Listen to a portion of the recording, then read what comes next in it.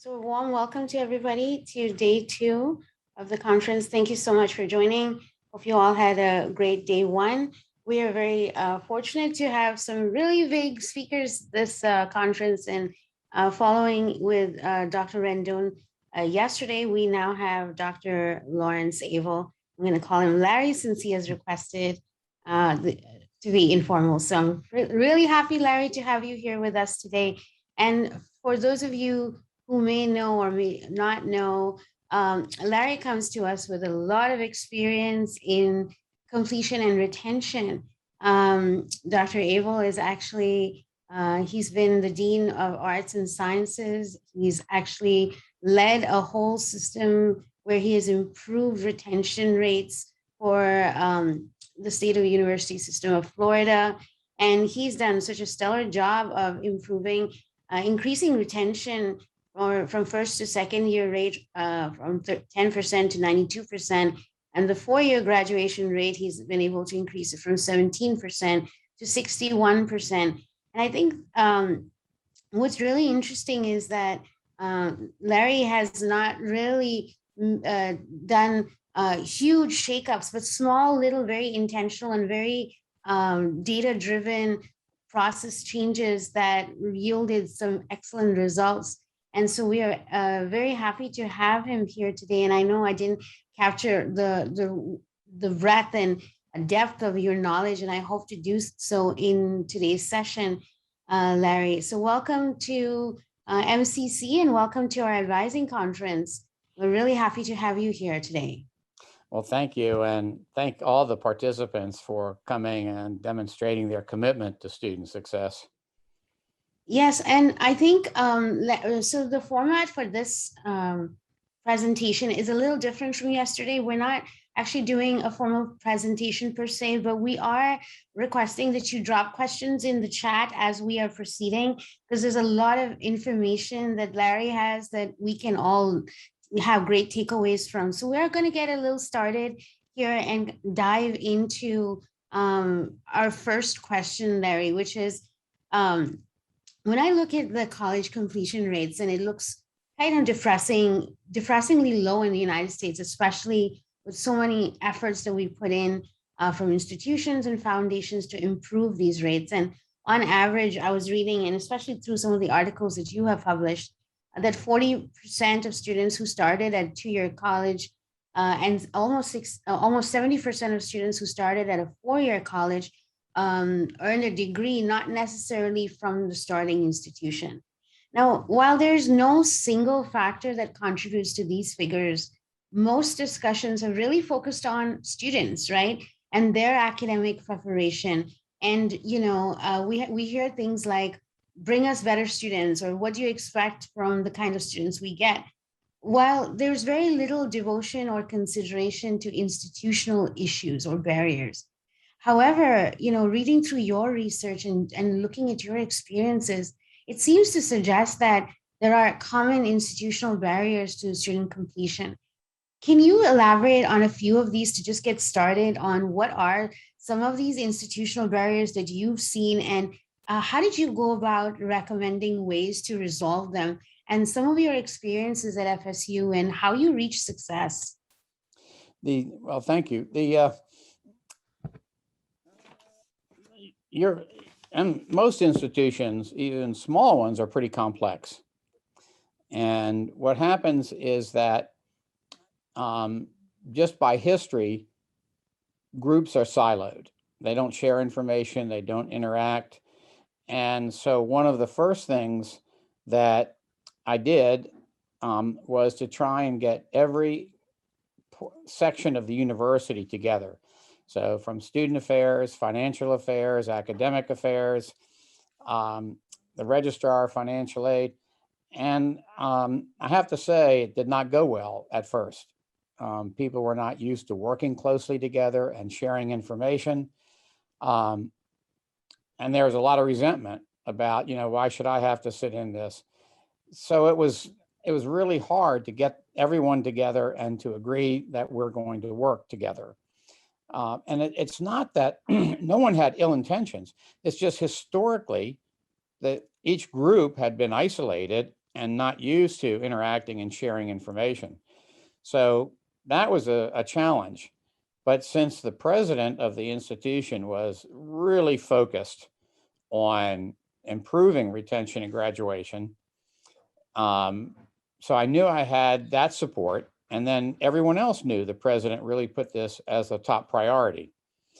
So getting everyone together, and as you mentioned, one of the first things that people all said was, oh, well, our students, the graduation rate is where it is because our students are not strong. They leave for academic reasons. And it was actually, it was a surprise to me as well as everyone else that about 70, well, it depends on the group, but around 75% of the students who left were in good academic standing, and about 1/3 of those were A and B students.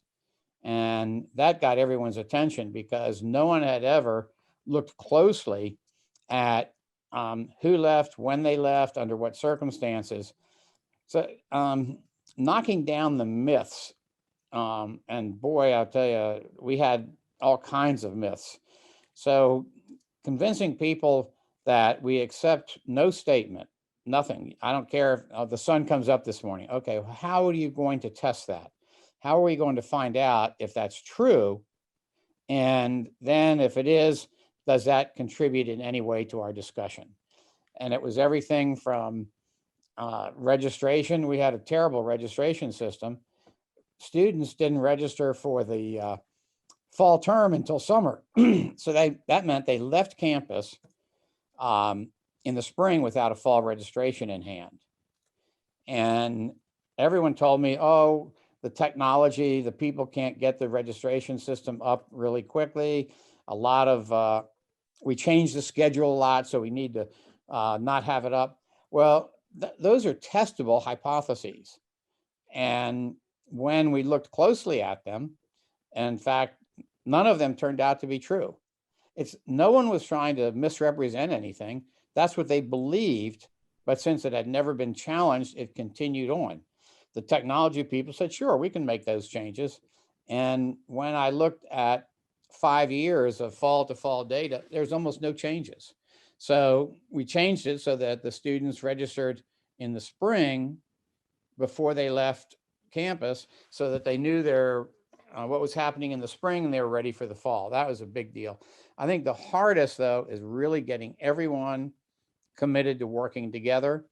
And we had a very high level of accountability. We met every single week, and we went through every single thing you can think of, from when financial aid applications arrived to, as I said, who left, when they left, and we would track every student who left.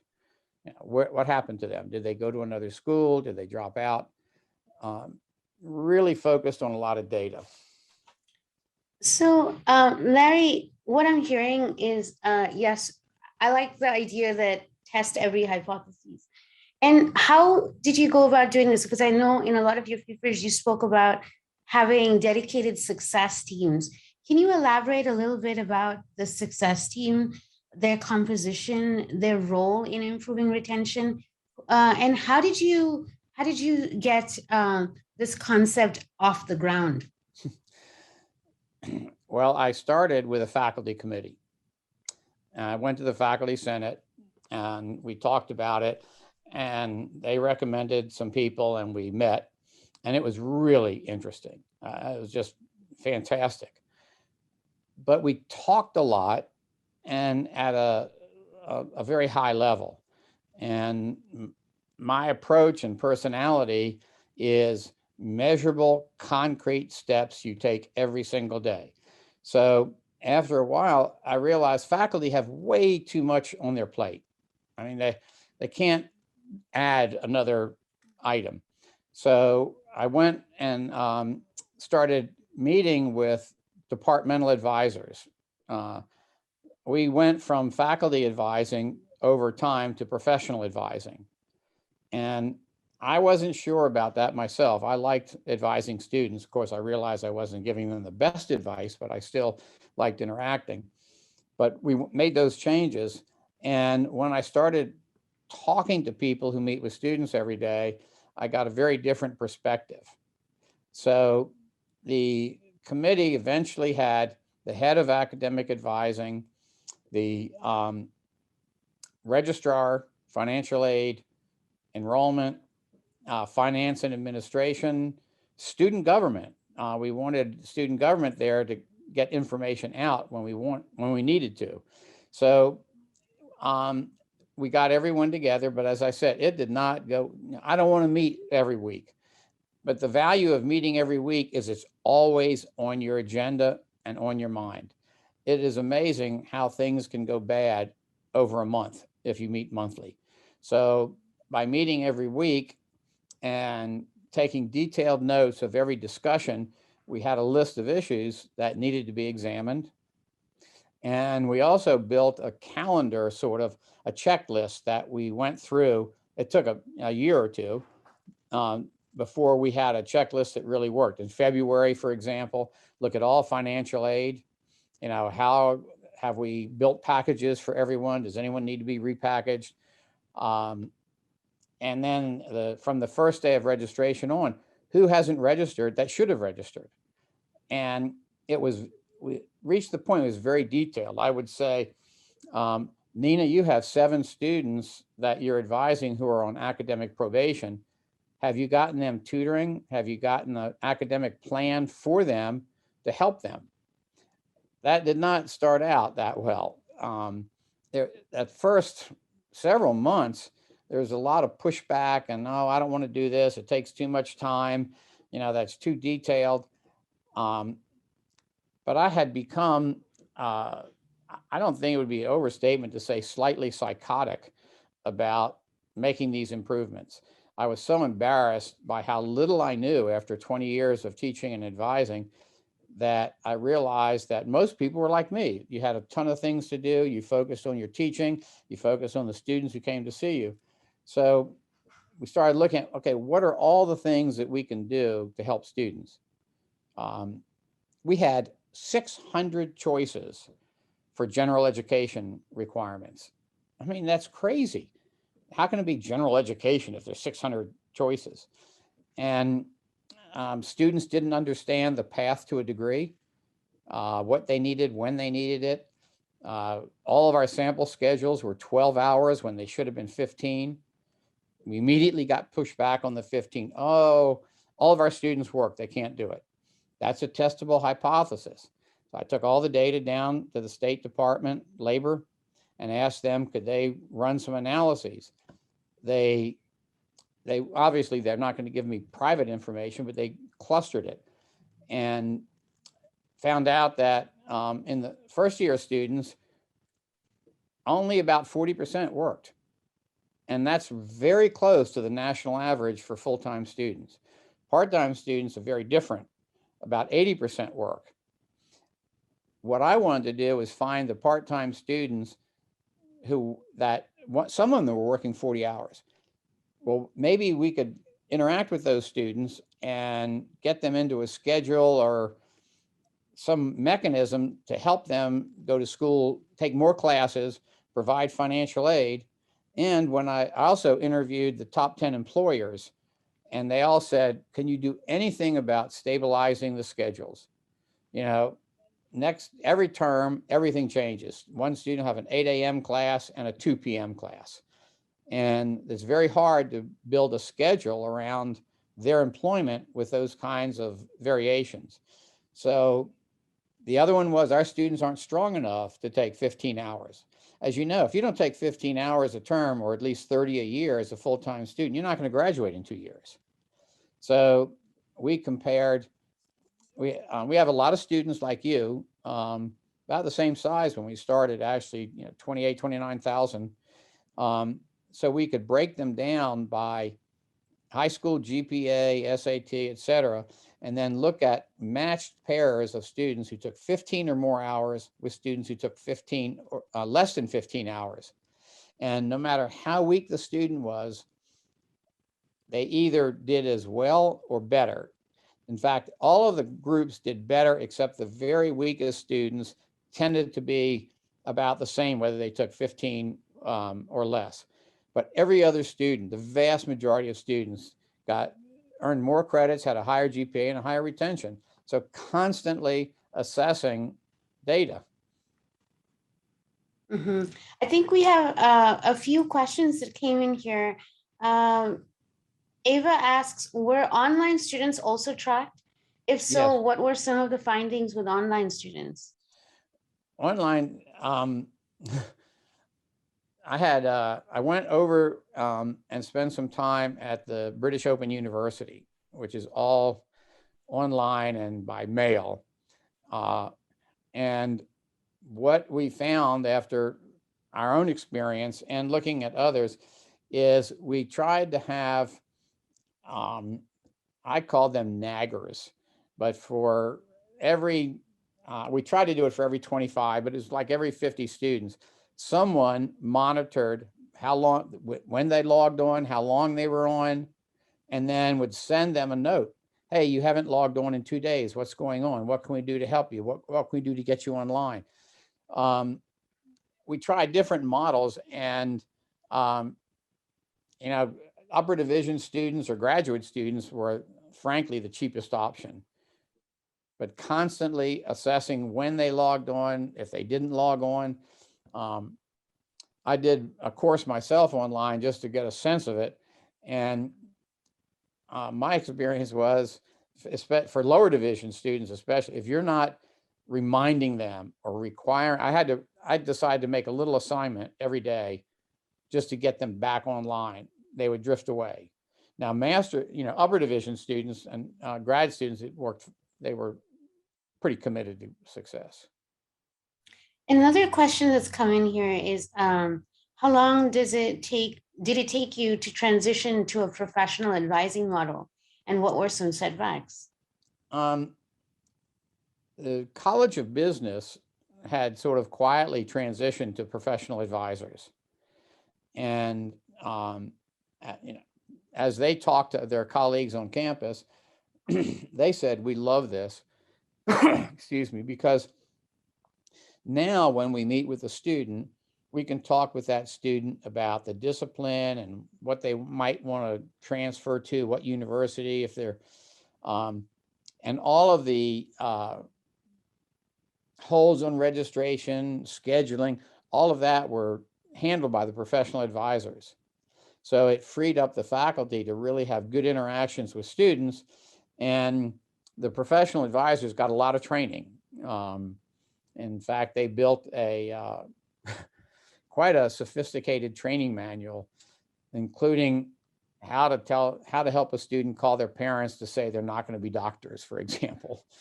And then they shadowed somebody for, I think it was 2 weeks, and then they would sort of go off on their own. When we started, the professional advisors were hired by departments, but they weren't giving them enough training. So we decided that we should hire them centrally, train them centrally, and then assign them to departments. That, at first, that did not go down well. I did not take any advisors from departments, but the idea was to have highly trained people out there.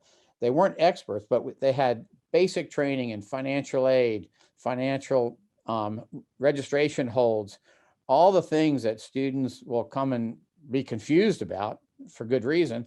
So all of that, they all had a direct contact. So they had a direct line to someone in the registrar's office if there was a problem in financial aid, because you know what happens on a campus. Oh, you've got to go to this office. That office says, oh, no, you got to do this. And I was trying to get that out of there by, we had a rule, the student couldn't leave your office until you had a direct contact and made an appointment with the right person for that student to get service. But nothing happened overnight.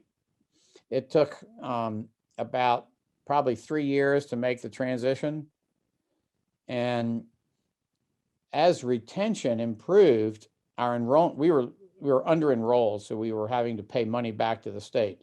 But as retention improved, 2 things happened. Enrollment, it was like compound interest, started growing, and our tuition collections started growing so that we could hire more professional advisors. And it didn't take very long before everybody wanted professional advisors. Larry, I think you would touch upon some really important points here.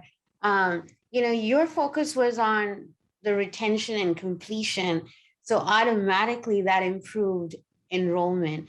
What do you say to colleges that are enrollment driven? So in the sense that, yes, especially now during the pandemic when our numbers are very low and everyone is concerned about, filling the seats. And so how can we as a college, or I'm pretty sure there are other colleges on here who are also struggling similarly, how can we make that cultural shift to the whole college focusing on retention and completion rather than enrollment driven? Well, like you, we were funded on enrollment. And it was a terrible system in my view, because you got paid how many first time in college students you brought in. Not did they stay, did they complete, just how many you brought in. So at first, it was very difficult to make that transition to say, let's not worry about how many we bring in, let's worry about how many we keep here. And celebrating every little success. I mean, I don't care how small it was. You've got a whole bunch of students got off probation. Celebrate that. And change the conversation on campus. Our campus was probably, like a lot of others, constantly complaining about the quality of students. And one of the things I tried to do, the president, everybody, was never complain about the quality of students. Always talk about the success and the progress that we're making with improving retention and graduation. It has to have this unwavering commitment. There's a million reasons that people will give why something can't be done. And like I said before, no one is misleading you. No one is, purposefully lying or anything. It's just, that's the way it's always been. And that's where people feel comfortable. So that mindset has to be challenged, and then every student success celebrated. That's a huge mammoth task. How long and when did you start seeing that you were heading in the right direction? Like, what are the little key note flags that we were like, oh yes, we're doing this right? You have to be in it for the long term. It took close to 5 years. I knew we were making progress when a friend of mine who was a full-time faculty member teaching, when she told me, boy, our students seem a lot better. The students were the same students we always had. Right. At first, everybody said, well, let's just, up the admission standards. I'm really opposed to that. We're a public institution. We take public money. We should do everything we can to educate the public and not be bragging about how many we turn down. But unfortunately, it is a slow process.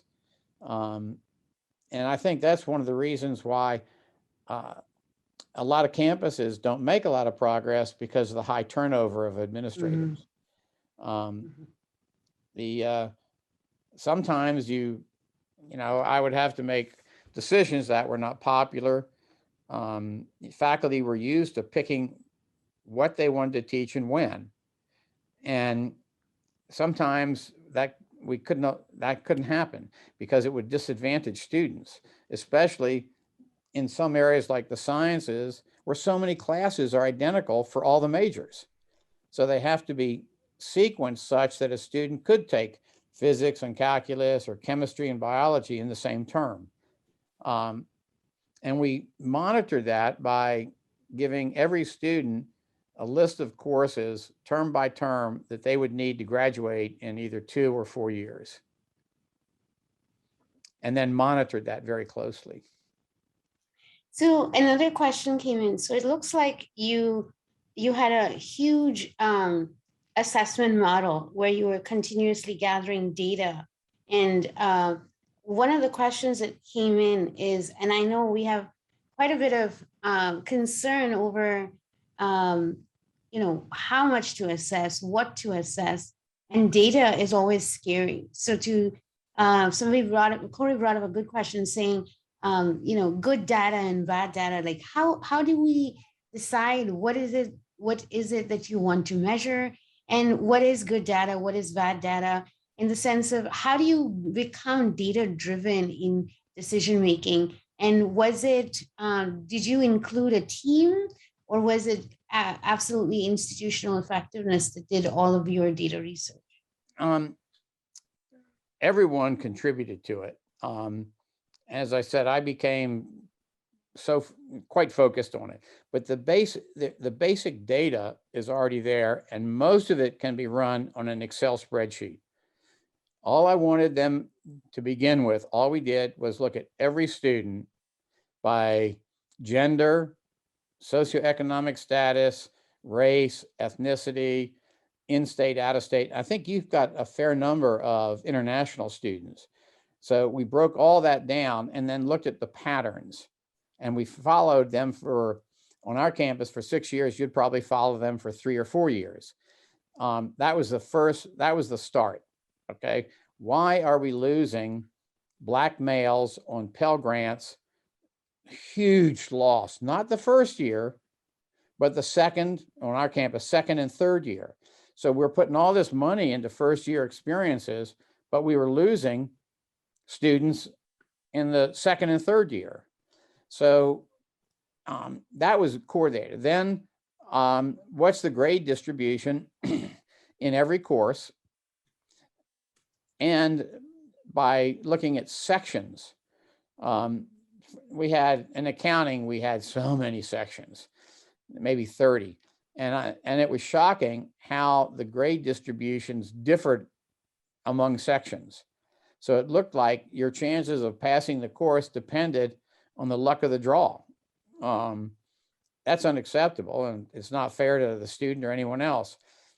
So looking at retention, the registration patterns, and because we had done this, I call it academic mapping, other people call it pathways, but because every student, when they met with the advisor, both the advisor and the student had their academic plan, which courses they were going to take, which term to graduate on time. So we knew what courses were needed, how many seats were needed, and when they were needed.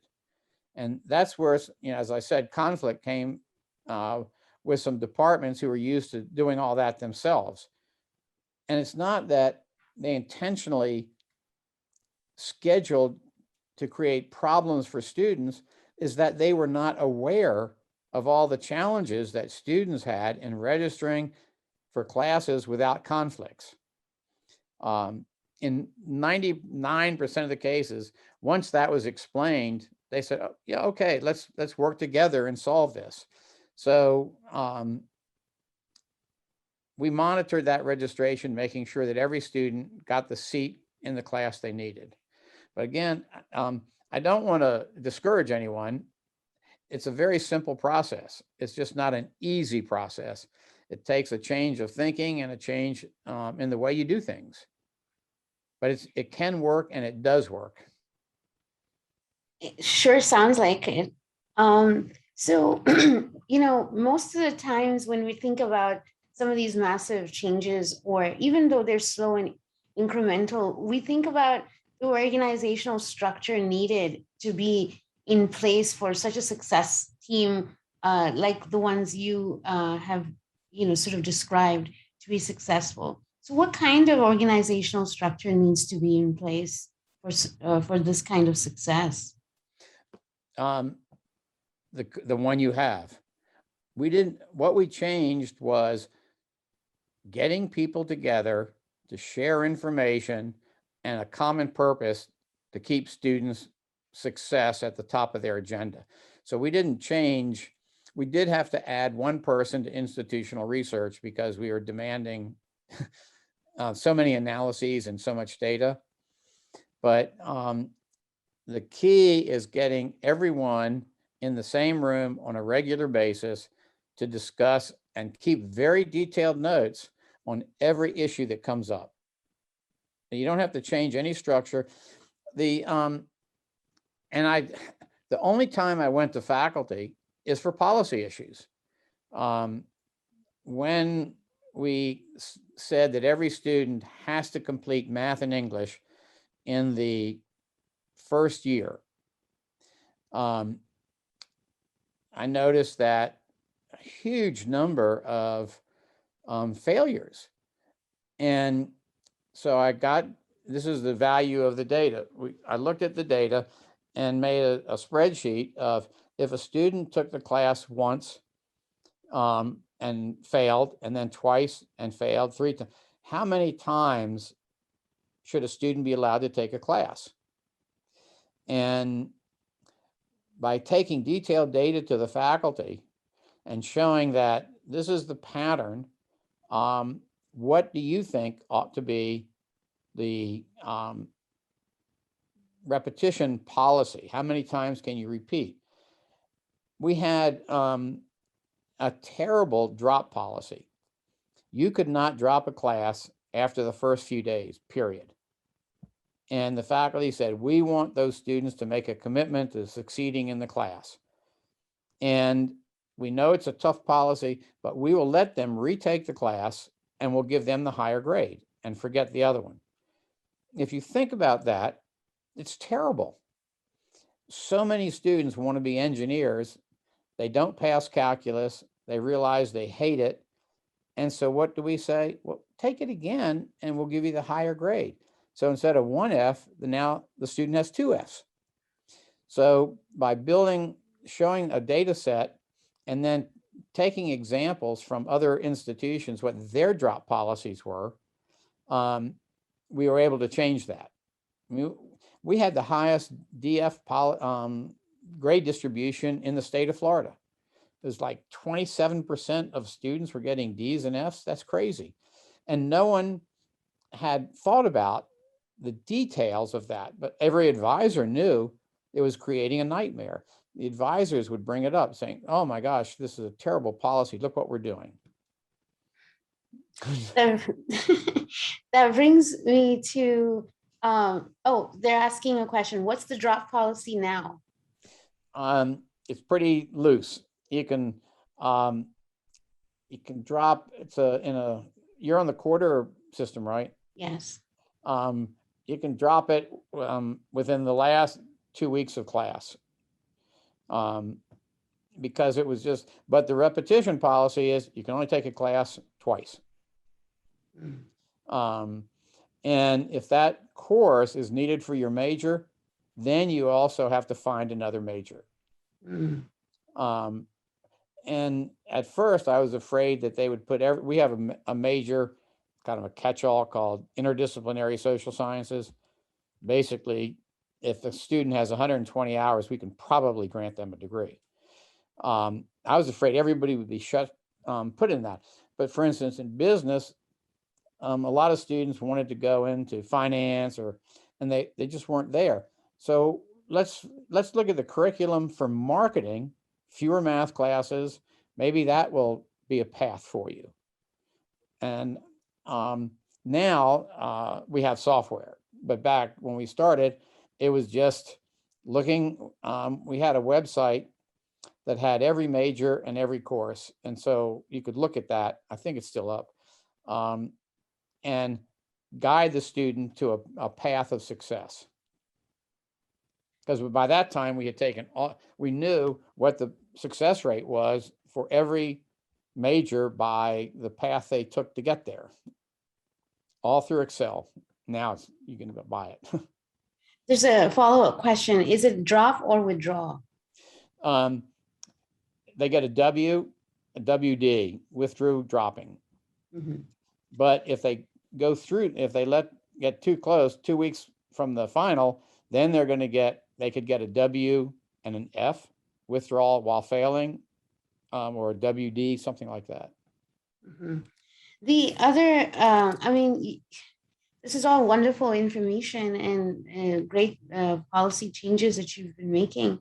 I wonder a little bit, because you're a huge proponent of advising, you've been an advisor for almost 20 years. Talk to me a little bit about that. When you say I know somewhere you had said, and in conversation with me, you said after 20 years, you felt like you didn't know anything. Can you explore that a little bit with us? You know, it's what sticks in my mind is I was advising a student and I looked at her schedule and I said, why aren't you taking calculus this term?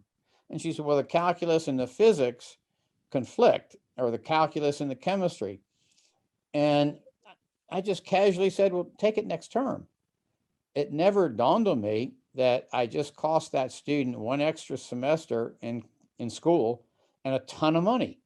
It never dawned on me to say, why are required students in the same major, or courses in the same major, offered at conflicting times? So I didn't realize that a lot of the majors have very specific general ed requirements. So that if you were a history major but decided to change to business or political science, you may have taken the wrong general education requirements and now you've got to start over. So I found that we were hiring mostly brand new, recent college graduates who literally were on fire. They were, they had graduated, wanted to see everyone be successful. So they're so passionate about it, so committed to it. And by supporting them, that enhanced that commitment for their success. And at first some of them were a little uneasy, telling the provost that there was a stupid policy on campus. But our meetings were very informal, but very accountability driven. We were putting holds on students for library fines. So they made a couple of dollars in library fines. Someone slaps a hold, they miss their registration window, and all of a sudden they're in deep trouble because they need 12 hours for financial aid. After some announcement, we dropped all holds because we said, in the end, we could withhold the degree and the transcript if necessary. So all of those holds that we put on students, they had codes on them. Who knew what the code was? There's all these acronyms, and then all the different offices on campus. And frankly, some of them were not very friendly to students. So by getting rid of the holds, that helped a lot. But every single week, staying focused on it. What is going wrong? What do we need to fix? And as we fix things, then we could become more sophisticated and more detail oriented in serving students.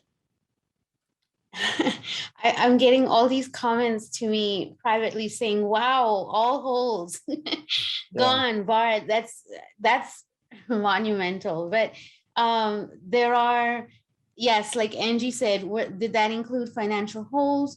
What kind of pushback did you get from, some of these are federally regulated entities. And so how did you circumvent or work with or collaborate with financial aid office to get these things done?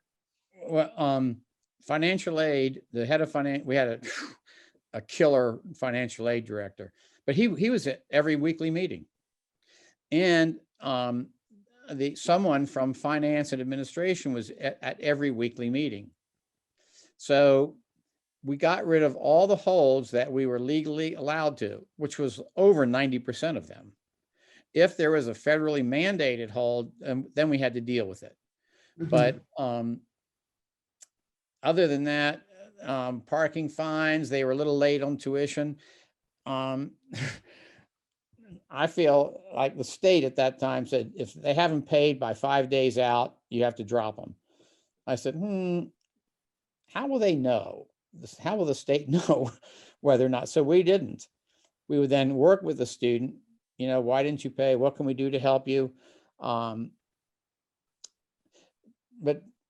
because financial aid was there, for example, on the checklist that we eventually built was, have we reminded all Pell students to reapply? Mm-hmm.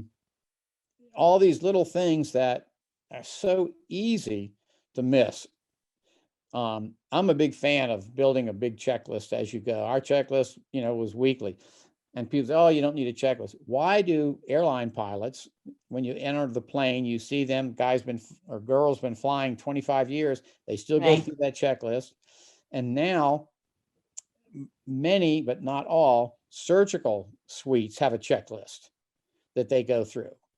And they know what they're doing, but it's a good reminder to go through the details. And I really like that. If this is in February, has every Pell student been reminded to reapply?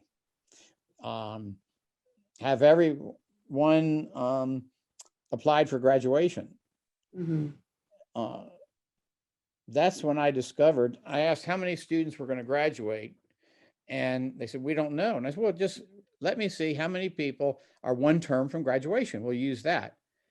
1/3 of the students were one term from graduation, but they weren't close to graduating. They had all of these hours. I mean, I think the highest was 256 hours and they didn't have a degree. Mm-hmm. That was a Sounds shock. familiar. Yeah, it was a shock. Now we have a terrible policy in Florida. Once you hit 10% over the required hours, you pay 100% penalty in tuition. So I said, how did all these students, because we weren't monitoring all of these things, we weren't keeping track of students.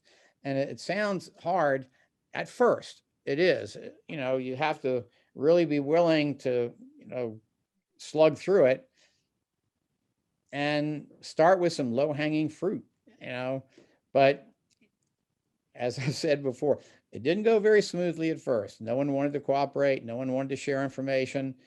We would find out that housing is doing what, housing was there. It was amazing. So that funny thing, housing was one of the biggest recalcitrants. They had a certain pattern and process. They did not want to change it, even though it was harming students. Mm-hmm. They changed it eventually. We have quite a few questions coming in. We have 15 minutes. I'm pretty sure we could spend a whole day with you, Dr.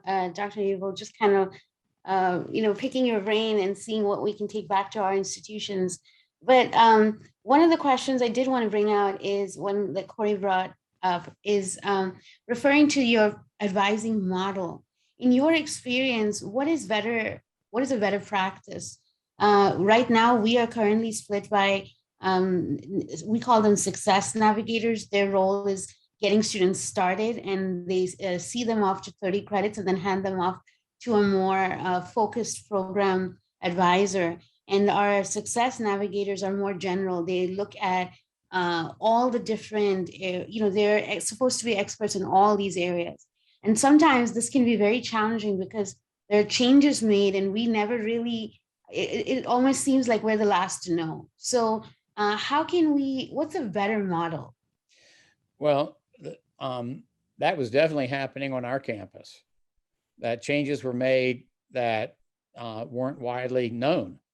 But by our student success team, by having everyone in there, the registrar and everyone else, about 12 core members say, well, why are you making that change? When we started doing the hiring centrally and training, we decided that we would stick with a student through the first 60 hours.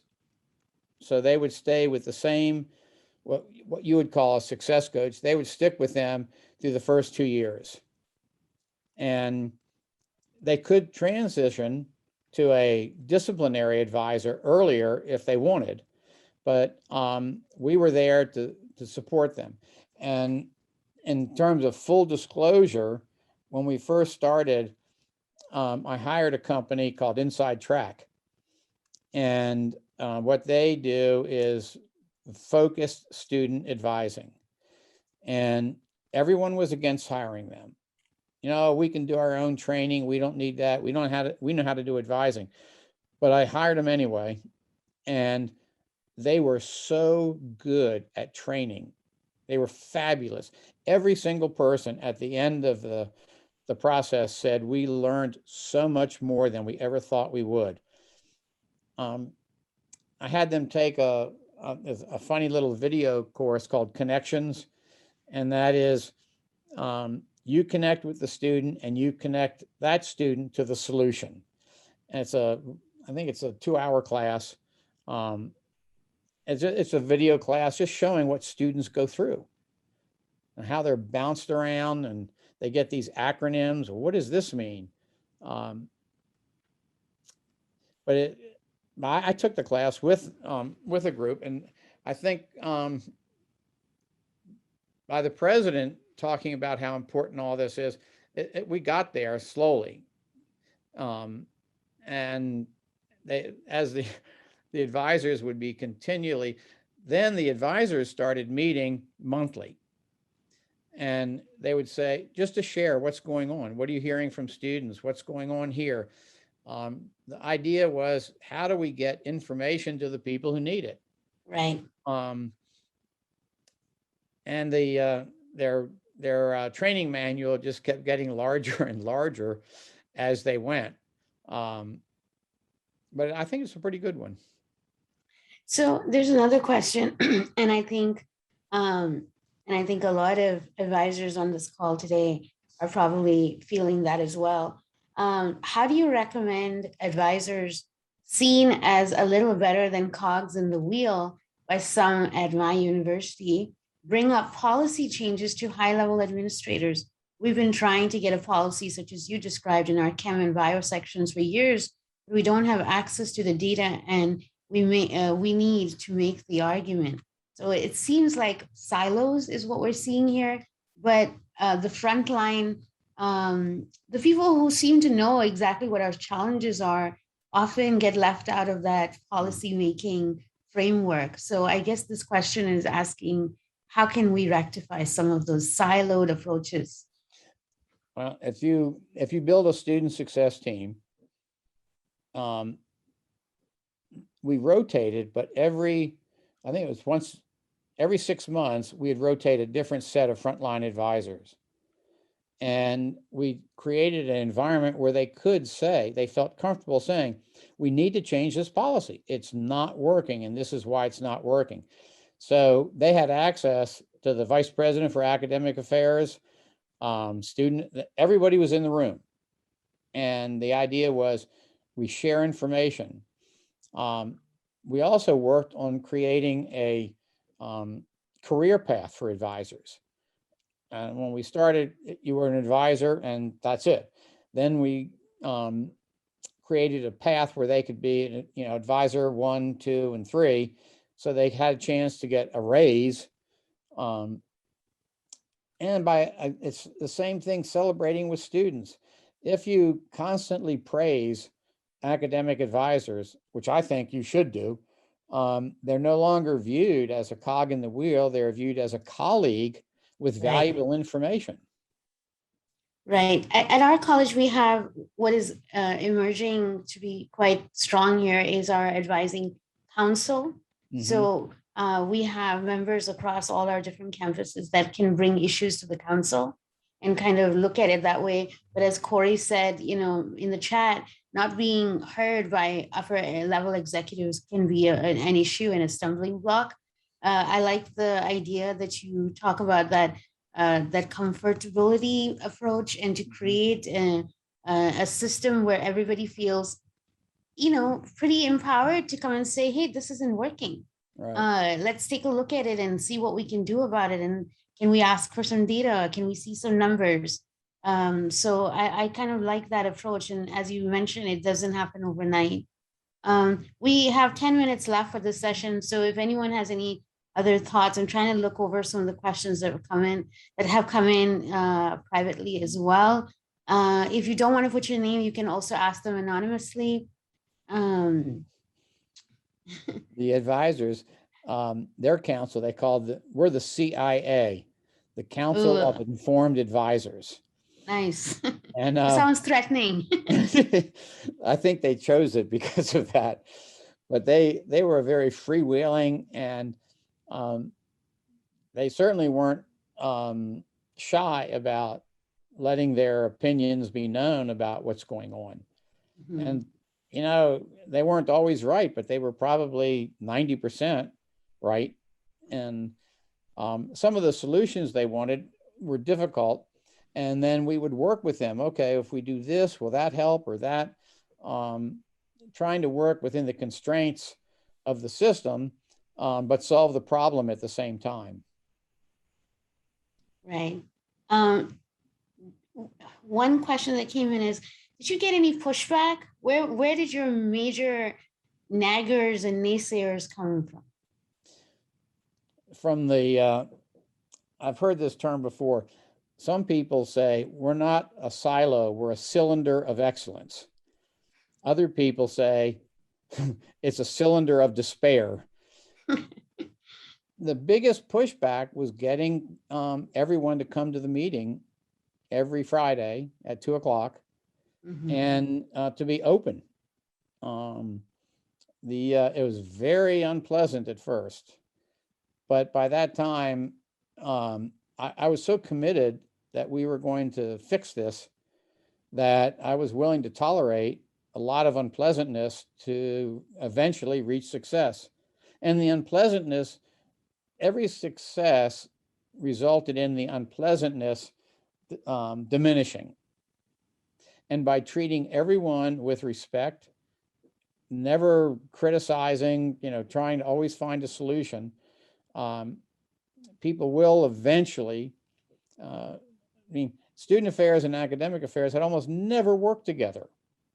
We was like two separate worlds, but getting everyone in the same room, and finance and administration, they had never even heard of a class schedule. I mean, they were budgeting, and getting them in the room and hearing some of their issues, how to disperse financial aid as the different financial aid rules changed. How do we get the money to the students who need it quickly? And by having finance, the head of financial aid, and the finance administration, financial services there, they could work it out in an environment where everyone wanted to see success.